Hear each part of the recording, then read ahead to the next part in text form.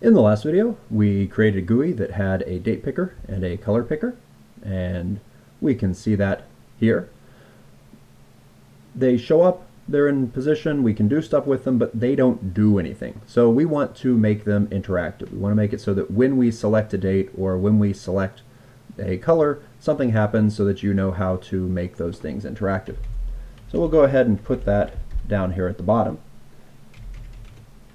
Date dot, and it turns out that for both of these, the act of selecting something forces the on action to be called.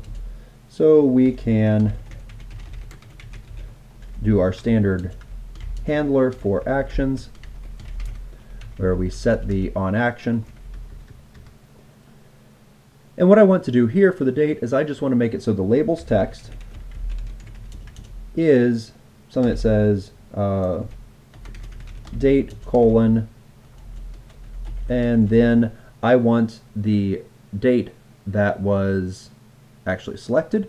Well, that is our date picker dot, and it has a field in it called value, which happens to be a property. So in order to get a kind of simple value out of it, I call apply, and that actually gives me the date from the object.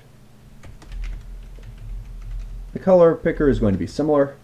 Color on action, because that will be called when we actually select something. Action event rocket.